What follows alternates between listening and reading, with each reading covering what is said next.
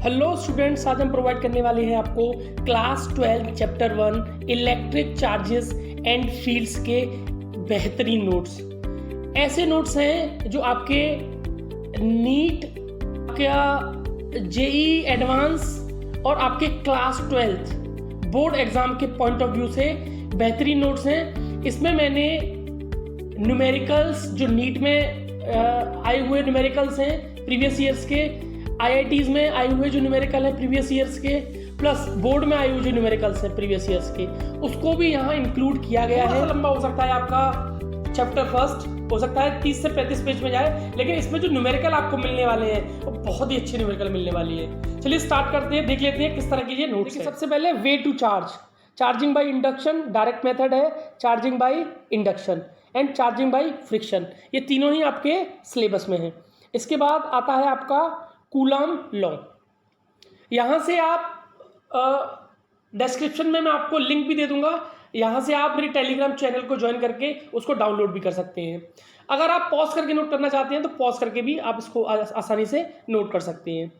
Coulomb charge F = K Q1 Q2 upon R², ठीक है, यहाँ इसकी डेफिनेशन भी दी हुई है।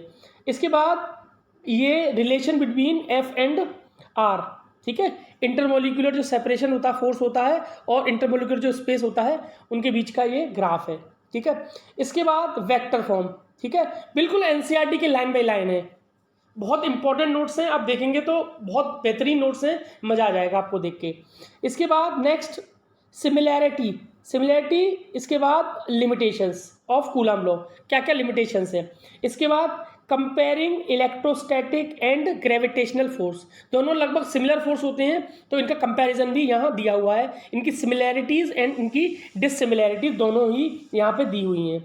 इसके बाद इलेक्ट्रोस्टैटिक फोर्स और जो ग्रेविटेशनल फोर्स है वो उनकी जो कांस्टेंट है उसके बारे में यह बताया गया है। इसके बाद ये न्यूमेरिकल है, ठीक है, ये किस टाइप का न्यूमेरिकल है आप देख सकते हैं, ठीक है, ये बोर्ड में आया हुआ न्यूमेरिकल है, ठीक है, ये बोर्ड में आ चुका है न्यूमेरिकल, तो यहाँ से आप इसको पॉज करके नोट भी कर सकते हैं और डाउनलोड करके पीडीएफ को मेरे टेलीग्राम चैनल को ज्वाइन करके आप इसकी पीडीएफ नोट्स भी ले सकते हैं। इसके बाद प्रिंसिपल ऑफ सुपरपोजिशन, ठीक है, प्रिंसिपल सुपरपोजिशन की ये डेफिनेशन है। इसके बाद ये आ गए आपके न्यूमेरिकल, ये बोर्ड में आए हुए न्यूमेरिकल है, ठीक है, देखिए ये सब बोर्ड में आए हुए न्यूमेरिकल है, ये भी बोर्ड में आया हुआ न्यूमेरिकल है, प्रीवियस ईयर्स के क्वेश्चंस हैं, ठीक है, ये आपके आईआईटी में नीट में आए हुए क्वेश्चंस हैं, ठीक है। अब बात करते हैं परमिटिव एंड रिलेटिव परमिटिविटी की, ठीक है। इसके बाद ये पूरे नोट्स हैं, इसकी रिलेटिव परमिटिविटी है ये। इसके बाद फोर्स और परमिटिविटी में ये रेशियो दिया हुआ है। इसके बाद ये क्वेश्चंस, ठीक है, ये आपका इंपॉर्टेंट क्वेश्चन है, देखिए ये बोर्ड का क्वेश्चन है प्लस एनसीईआरटी में भी है ये क्वेश्चन, ठीक है, ये देख सकते हैं यहाँ से आप क्वेश्चन को, 2 आइडेंटिकल चार्जेस, ठीक है, इस तरह से आप पॉज करके इसको देख भी सकते हैं। इसके बाद आता है इलेक्ट्रिक फील्ड, ठीक है, इलेक्ट्रिक फील्ड के बारे में ये डेफिनेशन है और ये यहाँ पे इसका एक्सप्रेशन है, ठीक है। इसके बाद electric field due to point charge, ठीक है। इसके बाद electric field due to system of point charges, ठीक है, जैसे सिस्टम ऑफ फोर्सेज है ऐसे ही system of electric field due to system of point charges. इसके बाद ये न्यूमेरिकल 2 पॉइंट चार्जेस, ये न्यूमेरिकल है, ये आपके बोर्ड में आए हुए न्यूमेरिकल है, ठीक है, यहाँ से आप इसको देख सकते हैं, पॉज करके नोट भी कर सकते हैं। ये देखिए ये आपके एनसीईआरटी का ही एक एग्जाम्पल है, उसका ये सॉल्यूशन है, ठीक है, डिस्क्रिप्शन में लिंक दे दूंगा, वहाँ से आप इसको डाउनलोड भी कर सकते हैं, ठीक है। इसके बाद ये देखिए क्वेश्चन, मैंने बहुत सारे क्वेश्चंस न्यूमेरिकल्स इसमें डाले हैं, तो आपको इससे बाहर न्यूमेरिकल करने की जरूरत नहीं है, आपके बोर्ड में आसानी से आपको ये न्यूमेरिकल मिल जाएंगे, ठीक है। ये देखिए ये पूरा कंप्लीट सॉल्यूशन आपको मिलने वाला है। इसके बाद electric field on a axis of a charge ring, ठीक है, ये भी एक इम्पॉर्टेंट है, electric field on a axis of charge ring, यहाँ पूरा डेरिवेशन दिया गया है, यहाँ पे देखिए डेरिवेशन, पूरा कंप्लीट डेरिवेशन है, ठीक है, और इजी वे में, ठीक है। इसके स्पेशल केसेस भी यहाँ पे हैं, ठीक है, आप स्पेशल केसेस भी देख सकते हैं। इसके बाद electric field at the centre of semi circular ring, हालांकि आपके बोर्ड में ये नहीं है, लेकिन आपके नीट और जेई के लिए बहुत इंपॉर्टेंट है, ठीक है। इसके बाद इलेक्ट्रिक डाइपोल एक इंपॉर्टेंट टॉपिक है, इलेक्ट्रिक डाइपोल, ठीक है। इलेक्ट्रिक डाइपोल की डेफिनेशन और यहाँ इसको बताया भी गया है कि इलेक्ट्रिक डाइपोल होता क्या है, ठीक है। इसकी एसआई यूनिट है ये। अब electric field at the axial point, या देखिए एक्सियल पॉइंट, ये एक्सियल पॉइंट पर इलेक्ट्रिक फील्ड कितना होगा ये समझाया गया है। यहाँ पे पूरा डेरिवेशन है, सिंपल डेरिवेशन है, आप इजीली इसको समझ सकते हैं। इसके बाद इक्वेटोरियल पॉइंट पर, ठीक है, इस एक्सिस के इक्वेटोरियल पॉइंट पर आपका कितना इलेक्ट्रिक फील्ड होगा डाइपोल पे, ठीक है। इसके बाद इनका रिलेशन, ठीक है, इनके रिलेशन क्या होता है एक्सियल और इक्वेटोरियल का। इसके बाद torque on a dipole in a uniform electric field में कितना टॉर्क लगता है, ठीक है, वो दिया गया है डाइपोल पे, ठीक है। बहुत सिंपल डेरिवेशन है और इसके केसेस भी हैं, यहाँ से आप इजीली इसको देख भी सकते हैं। इसके बाद इलेक्ट्रिक फील्ड लाइंस, इनकी प्रॉपर्टीज़ हैं इलेक्ट्रिक फील्ड लाइंस की। ये देखिए इलेक्ट्रिक फील्ड लाइन की ये सारी प्रॉपर्टीज़ हैं, यहाँ से आप इसको पॉज करके नोट कर सकते हैं, ठीक है। बहुत सारी प्रॉपर्टीज़ यहाँ दे रखी हैं, ये देखिए यहाँ पे ये बाकी की प्रॉपर्टी ये हैं। इसके बाद इलेक्ट्रिक फ्लक्स एक इंपॉर्टेंट टॉपिक है, इलेक्ट्रिक फ्लक्स, ठीक है। यहाँ एरिया वेक्टर समझाया गया कि एरिया जो है वो वेक्टर क्वांटिटी कैसे है, ठीक है। इसके बाद नेक्स्ट है इलेक्ट्रिक फ्लक्स, इंपॉर्टेंट टॉपिक है अगेन, ठीक है। यहाँ नॉन यूनिफॉर्म और यूनिफॉर्म इलेक्ट्रिक फील्ड दोनों के बारे में बताया गया है, ठीक है। इसके बाद वेरी इंपॉर्टेंट गॉस लॉ, इसकी एप्लीकेशन गॉस लॉ की आपके बोर्ड एग्जाम में जरूर पूछी जाती है और इसका न्यूमेरिकल कर लेंगे तो बहुत बेहतरीन रहेगा, ठीक है।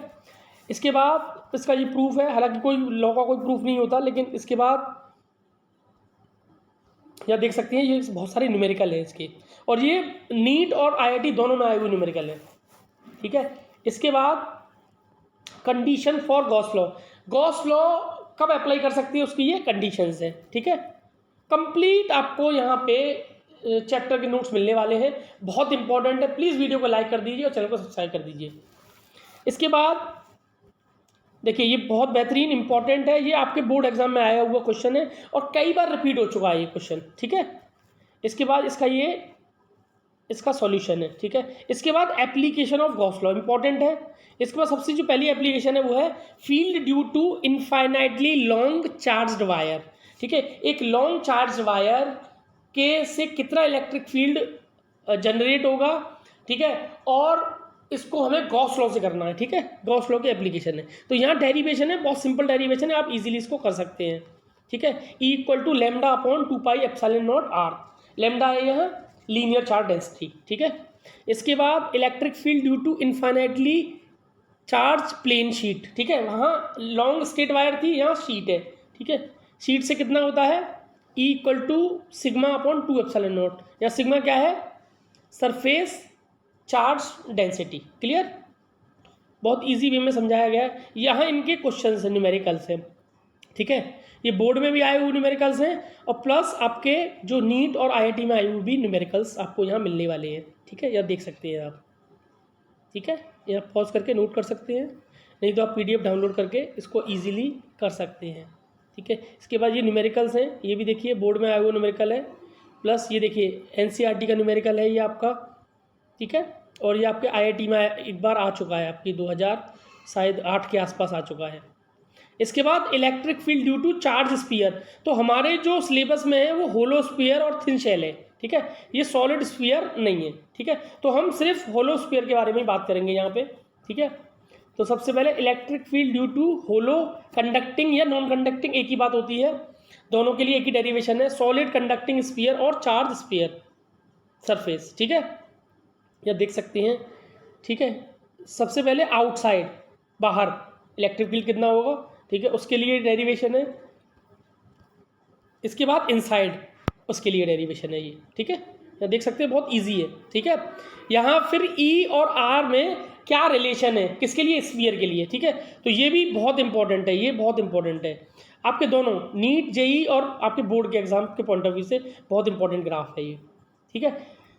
आई होप आपको वीडियो पसंद आया हो तो वीडियो को लाइक कीजिए और चैनल को सब्सक्राइब कीजिए। अगर आपको और चैप्टर के नोट्स चाहिए तो प्लीज़ मेरे चैनल को सब्सक्राइब कीजिए ताकि आपको और जो चैप्टर्स हैं उनके नोट्स इजीली अवेलेबल हो सकें। तब तक के लिए थैंक यू, गुड बाय।